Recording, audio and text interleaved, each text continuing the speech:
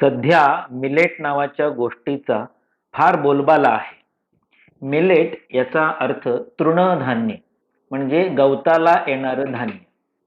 आता आंतरराष्ट्रीय मिलेट वर्ष असल्यामुळे मिलेट याचं गुणगान होणं हे स्वाभाविकच आहे. शक्य तितकं त्याचं प्रमोशन, पुरस्कार करण्यासाठी ब्रेन वॉशिंग सुरूच राहणार. पण त्याचं वास्तविक मूल्य काय आहे? यंदा मिलेट्स म्हणजे तृणधान्य आंतरराष्ट्रीय वर्ष साजरे केले जात आहे. त्यामुळे मिलेट याचा हाईप, वारेमाप स्तुती, पुरस्कार, प्रचार, प्रसार, प्रशस्ती केली जात आहे. परंतु जागतिक स्तरावर गहू आणि तांदूळ हेच पिढ्यानुपिढ्यांचे हजारो वर्षांचे मुख्य अन्न आहे आणि तेच आरोग्यपूर्ण आहे. आंतरराष्ट्रीय मार्केटिंग किंवा एक वर्षापुरतीचं फॅड, फॅशन, थेरं या अर्थी मिलेट्सचा गवगवा होणं हे स्वाभाविक आहे. पण मिलेट्स किंवा तृणधान्य यांचं पोषण मूल्य हे नगण्य असते. दर काही वर्षांनी कुठल्या तरी प्रकारचं फॅड, फॅशन हे येतच असतं. उदाहरणार्थ गव्हांकुर आले, मग ओट्स आले, सोयाबीन आलं, स्मूदी आली, ॲलोव्हेरा, कोरफड, कुमारी आली, नोनी, शतावरी, मुसळी, प्राणायाम, झुंबा, हास्ययोग, सायकलिंग, रनिंग, जॉगिंग, मॅरेथॉन, 24 तासात 2च वेळा जेवा, 50 मिनिटातच जेवा, दर 2 तासांनी जेवा, अशाही गोष्टी येऊन गेल्या. हे असं काही ना काही फॅड हे मार्केटिंगसाठी, व्यापारासाठी, न्यूजसाठी, बातम्यांसाठी, सेन्सेशनल, सनसनाटी अशा गोष्टींसाठी येतच राहणार. म्हणून मग आपण प्रत्येक गोष्टीच्या मागे पळत सुटणार का?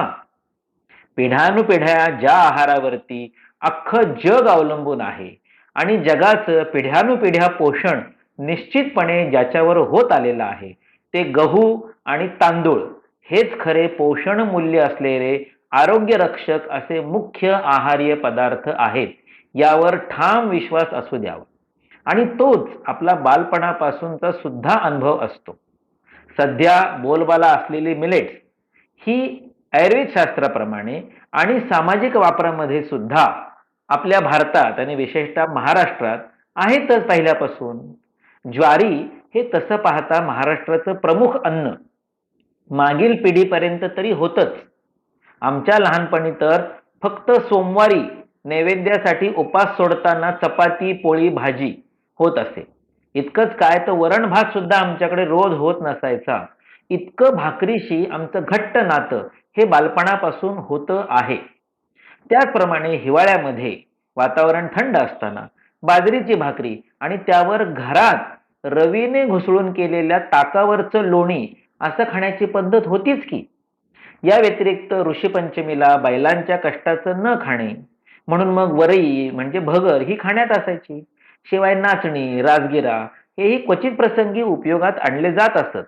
परंतु आज जे फॅड, फॅशन किंवा हाईप केलं जात आहे, तितकं या सर्व मिलेट्सचं आरोग्य मूल्य आणि पोषण मूल्य निश्चितच नाहीये.